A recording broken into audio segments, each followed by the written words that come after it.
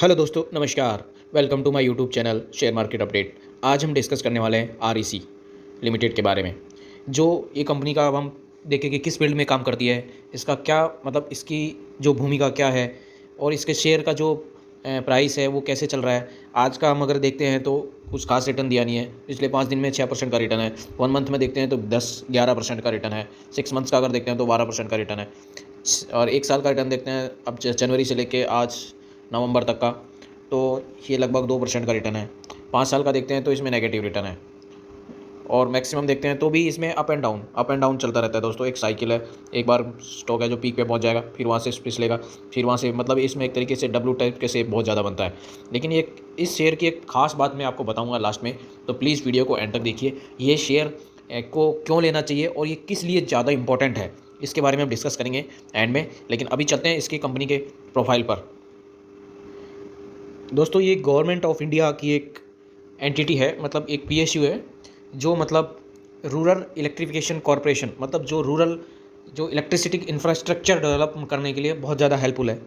ये मतलब एक तरीके का जो इसका प्रोडक्ट होते हैं ना, ये मोस्टली क्या करती है, फाइनेंशियली लोन प्रोवाइड करती है कंपनियों को। जैसे किसी भी स्टेट में कंपनियां होती है, वो डिस्ट्रीब्यूशन कंपनी होती है, जनरेशन कंपनी होती है, उनको पैसा चाहिए, सेंट्रल से पैसा चाहिए, किसी कैसे भी पैसा चाहिए, तो उनको एक एक प्लेटफॉर्म है जो मतलब उनको उनके जो प्लांट को या फिर उनके कंपनी को एक्सपेंशन करने के लिए जो पैसा लेना है उनको, वो एक नॉमिनल रेट पे, इनको जो नॉमिनल रेट पे, इंटरेस्ट रेट पे ये आरईसी इनको लोन प्रोवाइड करती है। लोन की कई कैटेगरी में वो प्रोवाइड करती है। लॉन्ग टर्म भी लोन प्रोवाइड करती है, प्राइवेट और पब्लिक सेक्टर, स्टेट सेक्टर को।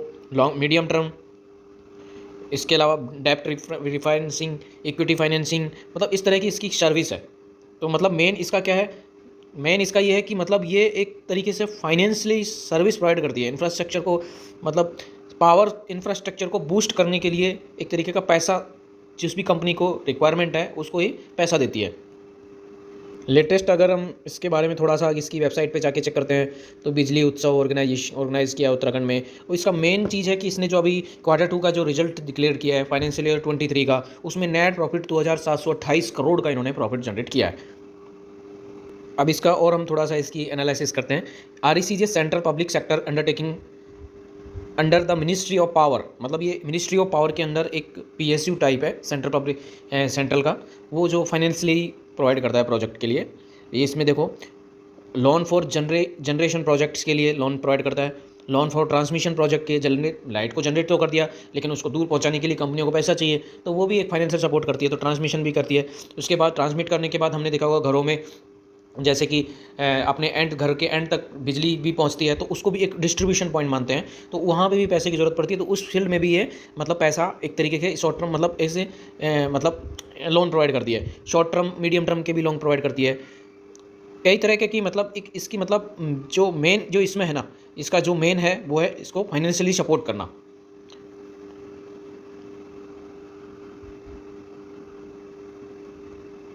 अब इसके हम मार्केट कैपिटलाइजेशन पे अगर थोड़ा सा देखते हैं तो इसका मार्केट कैपिटलाइजेशन है 27425 करोड़ का, यानी कि 27,400 करोड़ का इसका मार्केट कैपिटलाइजेशन है।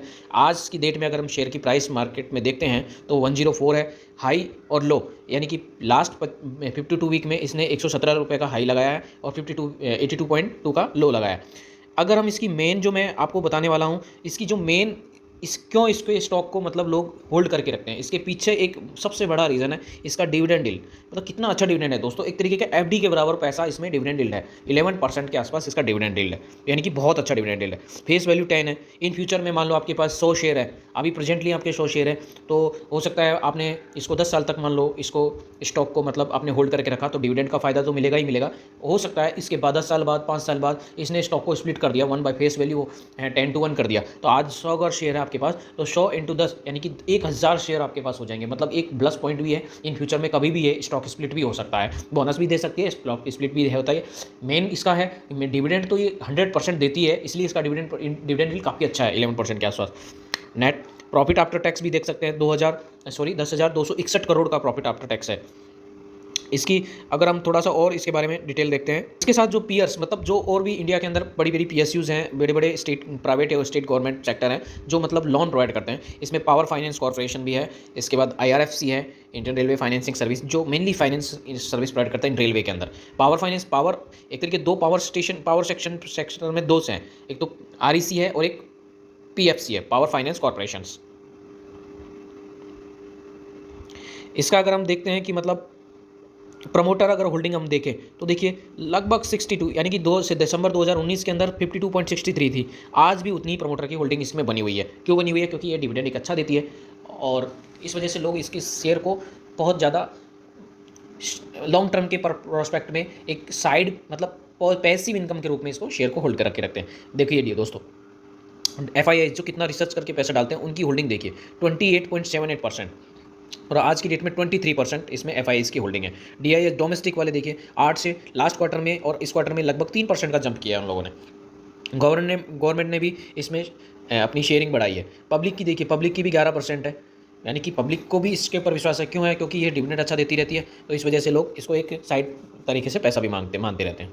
अगर हम इसके सेल्स ग्रोथ के बारे में बात करते हैं, सेल्स ग्रोथ देखते हैं तो लगभग सितंबर 2019 में 7,652 करोड़ का सेल्स था और जो आज बढ़ के लगभग यूँ कह सकते हैं 2 साल के अंदर 3 साल के अंदर ये 9,956 करोड़ के आसपास हो गया है। यानी कि इसकी सेल एक्सपेंस भी नो डाउट एक्सपेंस भी उसी रेशियो में बढ़ते हैं। नहीं, अभी एक्सपेंस इन्होंने थोड़ा एक तरीके से कंट्रोल किया है, तो एक्सपेंस में काफ़ी अच्छा इन्होंने कंट्रोल किया हुआ है। ऑपरेटिंग प्रॉफिट देखिए, ऑपरेटिंग प्रॉफिट था सितंबर 2019 के अंदर 6,576 करोड़ का था, आज वो बढ़ के 9,162 करोड़ के आसपास हो गया है। प्रॉफिट आफ्टर नेट प्रॉफिट देखते हैं अपन, सितंबर 2019 के अंदर 1,322 करोड़ का था, जो बढ़ के कितना हो गया, लगभग दुगना हो गया है। लगभग दुगना नहीं बोल सकते, इसको दुगना हो गया है। समझो 3 साल में प्रॉफिट कंपनी का अगर दुगना हो रहा है तो कंपनी के मतलब इसका मेन है कि इसमें इंडिया के अंदर अभी पावर सेक्टर ऐसा सेक्टर है जिसमें बहुत सारा इन्वेस्ट होने वाला है। ये हम कह सकते हैं कि इन फ्यूचर में जैसे जैसे इंडिया की ग्रोथ बढ़ेगी, लाइट इलेक्ट्रिसिटी वाहन बढ़ेंगे, तो मतलब पावर की इतनी ज़्यादा कंज्यूप्शन होगी इंडिया के अंदर बहुत ज़्यादा। हम देखते थे आज से 10 साल पहले कि हम अगर बात करते हैं तो जो रेलवे भारतीय रेल चलती थी वो डीजल के ही ज़्यादा शेड्स चलते थे।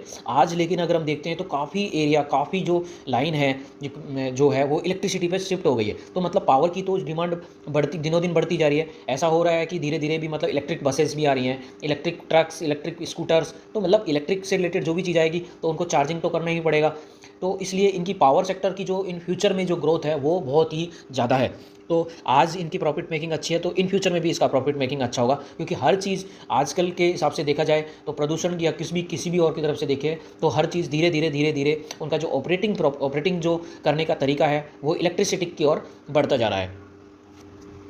अर्निंग पर शेयर की हम अगर 2 साल पहले की 3 साल पहले की बात करते हैं तो एक शेयर पे 5 रुपये का शेयर अर्निंग पर शेयर था, आज वो डबल हो गया है। ये वो उसके पीछे यही रीज़न है कि इसमें लोग होल्ड करके रखते हैं। इस कंपनी का मेन होल्ड करने का यही रीज़न है कि इसमें लोग मतलब डिविडेंड के रूप में, एक पैसिव इनकम के रूप में, एक तरीके के लोग अब FD में लगाने से अच्छा है इसमें लगाइए दोस्तों पैसा। इन फ्यूचर में कभी स्टॉक स्प्लिट हो गया, बोनस दे दिया या स्टॉक अच्छे से दौड़ गया तो मतलब बहुत ज़्यादा आपको इसमें पैसा मिलेगा। मैं इतना श्योर कह सकता हूँ डिविडेंड इतना अच्छा है कि आप FD से भी इसको कंपेयर कर सकते हो। तो FD से भी एक तरीके का सेफ बेस्ड पैसा इसके अंदर है और ये गवर्नमेंट ऑफ इंडिया की एक एंटरप्राइज है।